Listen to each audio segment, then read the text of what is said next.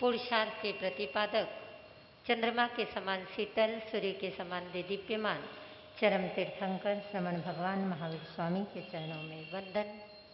वंदन हो आदरणीय परम श्रद्धेय संसार सागर से पार उतारने वाली मेरे जीवन की शिल्पकार पूज्या गुरनी मैया के चरणों में वंदन।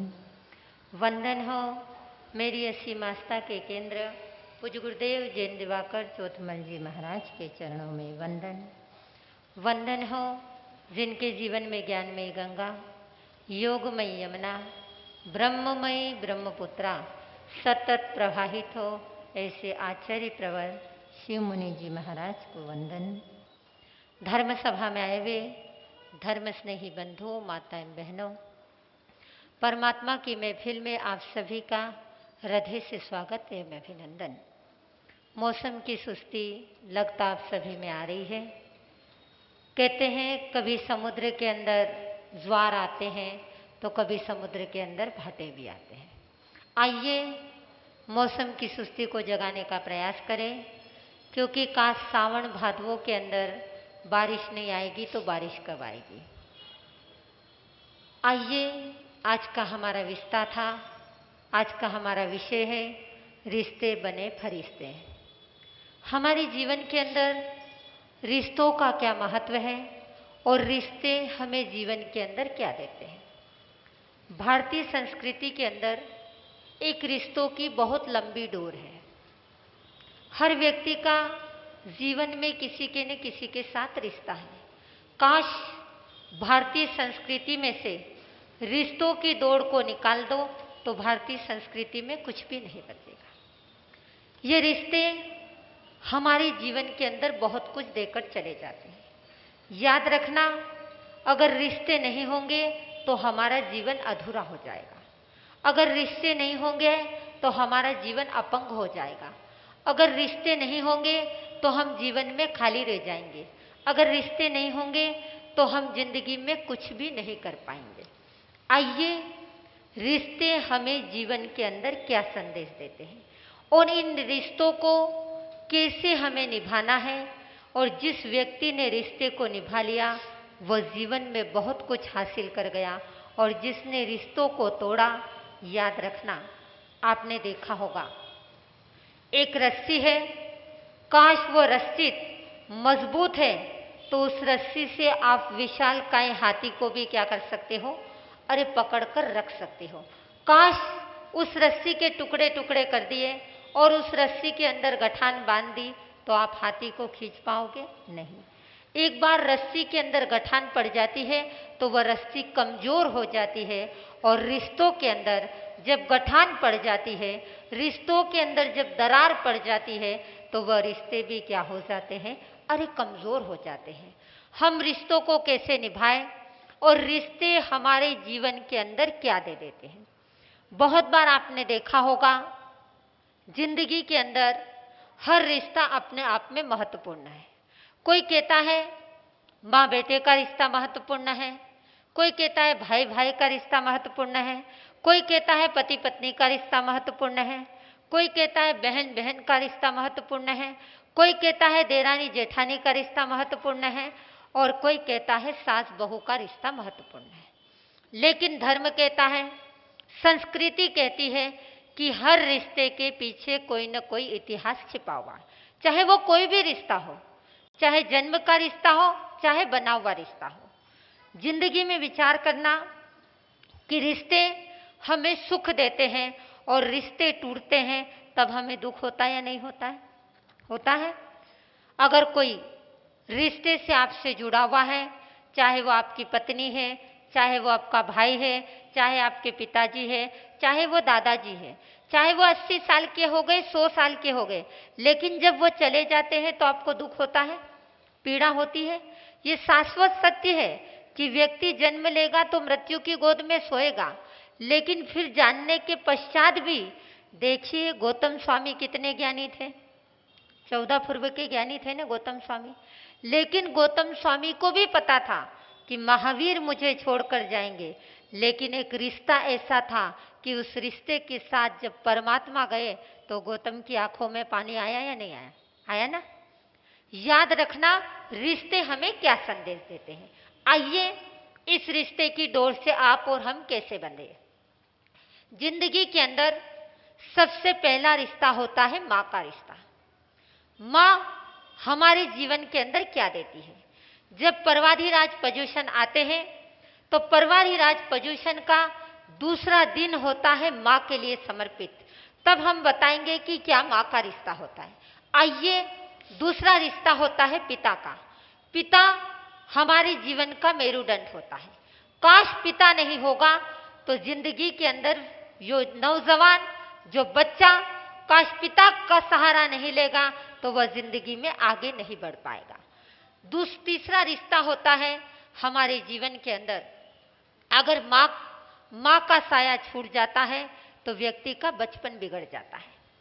पिता का साया छूट जाता है तो व्यक्ति का एजुकेशन डिस्टर्ब हो जाता है। और पत्नी का साया छूट जाता है या पति का साया छूट जाता है तो जवानी अस्त व्यस्त हो जाती है, जवानी डिस्टर्ब हो जाती है। और जब हम आगे बढ़ते हैं बुढ़ापे के अंदर, अगर माता पिता के लिए अगर बेटे का साया छूट जाए तो आपका बुढ़ापा बिगड़ता या नहीं बिगड़ता? बिगड़ता है ना। याद रखना हर रिश्तों के साथ एक डोर जुड़ी हुई है। जब एक व्यापारी है वह व्यापार करता है, उस व्यापारी के साथ ग्राहकों का रिश्ता होता है। काश ग्राहकों के साथ वह सही तरीके से बात नहीं करेगा, ग्राहकों के साथ सही तरीके से पेश नहीं आएगा तो बताइए आप लाखों का करोड़ों का व्यापार कर सकते हैं? व्यापारी को ग्राहक के साथ रिश्ता बनाकर रखना है। क्यों? आप बहुत से लोग होते हैं बोलते महाराज साहब मैं बॉम्बे से आया, आज क्या मेरे एक व्यापारी के बेटे की शादी थी इसलिए आया। क्यों आए? आपका तो माता पिता का रिश्ता है, आपका भाई बहन का रिश्ता है, खून के रिश्ते के साथ जीते हो, फिर आप व्यापारी के रिश्ते को निभाने के लिए क्यों आए? काश व्यापारी का रिश्ता आप नहीं निभाते हैं, क्लोज व्यापारी के साथ नहीं जुड़ते हैं तो आपके व्यापार में भी डिस्टर्बेंस आ जाता है। तो व्यापारी के साथ भी आपको रिश्ता निभाना पड़ता है। इससे आगे बढ़ते हैं, व्यक्ति जिंदगी के अंदर काश एक नौकर के साथ, एक सर्वेंट के साथ भी आपका रिश्ता होता है। काश मेड के साथ, नौकर के साथ, सर्वेंट के साथ आप मधुर व्यवहार नहीं रखोगे तो आपकी घर की व्यवस्थाएं सारी अस्त व्यस्त हो जाएगी। अतीत में था कि महिलाएं घट्टी पीसती थी, मेरे सामने ये दादी जी बैठे हुए, सुबह उठकर घट्टी पीसती थी, घर के काम करती थी, पनघट पर पानी लेने जाती थी, घर के पूरे कपड़े धोती थी, खेती बाड़ी में जाती थी, सारा काम करती थी। लेकिन आज ये सारी व्यवस्थाएं डिस्टर्ब हो चुकी है। आज ये हमारी वर्तमान की बहुएं इन कामों को नहीं कर पाएगी। जितनी मेहनत से सासू जी जितने कम समय में जितना काम कर सकती है, यहाँ की बहुएं, मुझ पर बुरा मत मानना, ये एक शिक्षा की बात है। जितने कम समय में सासू 10 कामों को कर कर रख देती है, उतने कम ज्यादा समय में बहू 8 काम भी नहीं कर पाती। क्यों? क्योंकि सासू ने बचपन से काम किया है, उसके शरीर में स्फूर्ति आ गई है, उसके शरीर में एनर्जी आ गई है, उसके शरीर में ताकत आ गई है। वह जानती है कि काश मैं काम करती रहूंगी तो मेरा शरीर स्वस्थ रहेगा, मेरा शरीर तंदुरुस्त रहेगा। आप देखिए जो वृद्ध लोग हैं आज भी अपना काम स्वयं करते हैं। आपने मुरारजी देसाई को देखा होगा, देखा? मुरारजी देसाई की उम्र कितनी थी? 90 साल के आसपास थे ना। क्यों स्वस्थ थे? क्यों मस्त थे? क्योंकि वो अपना काम स्वयं करते थे और प्रतिदिन वह स्वमूत्र को क्या करते थे? अरे पीते थे। याद रखना, अपना काम जो व्यक्ति स्वयं करता है वह हमेशा स्वस्थ रहता है, मस्त रहता है। हम मुरारजी देसाई तो अतीत में हो गए, हम वर्तमान को का अवलोकन कर ले, वर्तमान को देख ले। पूज्य गुरुदेव उपाध्याय मूलचंद जी महाराज, जिनकी उम्र 97 पूर्ण होने आया है, अभी चतुर्मास में उनको 98वां वर्ष लग जाएगा। आप जरूर एक बार कोटा जाना, ऐसे महान संत के, ऐसे पुण्यवान संत के दर्शन करना जिनकी दीक्षा को कितने साल हो गए? 82 साल हो गए, जिनकी दीक्षा को 82 साल हो गए। याद रखना, आपकी और हमारी 82 वर्ष की उम्र होगी या नहीं होगी ये तो परमात्मा जाने। क्योंकि जब किसी व्यक्ति की उम्र 72 साल की हो जाए तो उसने सोच लेना कि महावीर की भी 72 से ऊपर उम्र नहीं हुई तो मैं क्यों सोचूं 100 साल के जीने का। परमात्मा महावीर भी 72 वर्ष के थे। मत ऋषभदेव के सपने देखना, मत पार्श्वनाथ के सपने देखना कि मुझे 100 साल की उम्र मिल जाए, मुझे हजारों वर्ष की उम्र मिल जाए। मत राम का जीवन टटोलना कि 15,000 वर्ष की उम्र किसकी थी, अरे राम की थी। जब आपको लगे कि मेरे स्वस्थ को तंदुरुस्त रखना है, मुझे जिंदगी में सुखपूर्वक अपना काम करना है, किसी के हाथ के नीचे मुझे पराधीनता को स्वीकार नहीं करना है, तो आप उपाध्याय मूलचंद जी महाराज के जरूर दर्शन करना। आज भी वे अपने शरीर की क्रिया स्वयं करते हैं। आज भी किसी शिष्य से नहीं कहते हैं कि मुझे धोवन का पात्रा भरकर लाकर दे दो, स्वयं जाते हैं, स्वयं धोवन पीते हैं। और आज 82 वर्ष की दीक्षा पर्याय के पश्चात हर रविवार क्या करते हैं, आयमिल की कठोर तपस्या करते हैं। आप साल में कितने आयमिल करते हो, बोलो, साल में कितने आयमिल करते हो? कौन करता है, हाथ ऊपर करे। बहुत से लोग ऐसे होंगे, देखिए एक हाथ ऊपर हुआ है, 5 हाथ, 10 हाथ, 15 हाथ ऊपर हो जाएंगे कि साल में एक आयमिल करना भी कठोर है, कठिन है।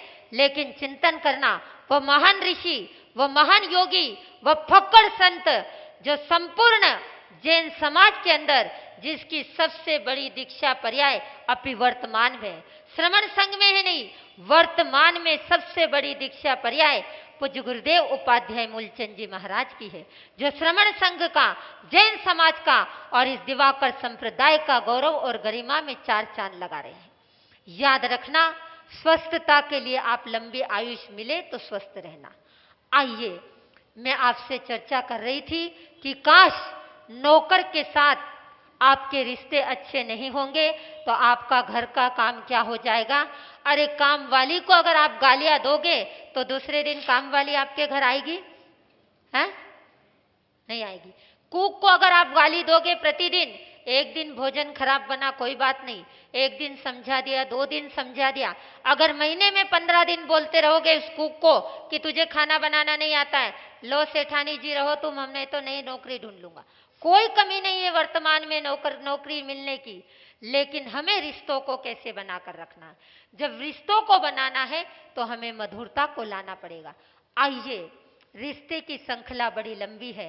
एक जो महत्वपूर्ण रिश्ता है वो कौन सा रिश्ता है, अरे गुरु और शिष्य का रिश्ता। काश देखिए, एक सर्वेंट रूठ गया तो नया ढूंढ लोगे, एक पत्नी चली गई तो परंपरा आ गई कि नई पत्नी मिल जाएगी, एक बेटा नहीं रहा तो दत्तक परंपरा चल गई है कि दत्तक पुत्र को ला लोगे। लेकिन याद रखना, अगर गुरु रूठ गया तो कहां से लाओगे। अरे गुरु रूठ गया तो जिंदगी क्या हो जाएगी, अरे रूठ हो जाएगी। जो पवित्र रिश्ता, जो पावन रिश्ता हमारे जीवन के अंदर है तो सर्वश्रेष्ठ रिश्ता है तो गुरु का रिश्ता है। माँ जन्म देती है, पिता संस्कार देते हैं, लेकिन गुरु हमें क्या दे देता है, अरे जीवन दे देता है। काश हमारी गुरु माँ मालव सिंह कमलावती जी महाराज हमें संस्कार नहीं देती, मात्र 12 वर्ष की उम्र में ये संयम का अनमोल रत्न नहीं देती, तो आज ये बोलने का समय, ये बोलने का वक्त हम कहां से लाते। उस माँ कमला का उपकार, उस गुरु केवल का उपकार कि आज इस जगह पर बिठाने का हमें क्या दिया, अरे आशीर्वाद प्रदान किया। आइए अब हम चर्चा करेंगे कि कल का जो अनुष्ठान है वो रिश्तों से जुड़ा हुआ है। आइए, भाई बहन, भाई भाई का रिश्ता क्या होता है। आपने बहुत बार देखा होगा, आपने रामायण देखी है ना। रामायण में क्या देखा आपने, भाई मैंने नहीं देखी रामायण, आपने देखी, बताओ क्या देखा, मैं भी कुछ सुन लूं। हाँ, भाई भाई का प्यार देखा या नहीं देखा, तो आपने सीखा या नहीं सीखा।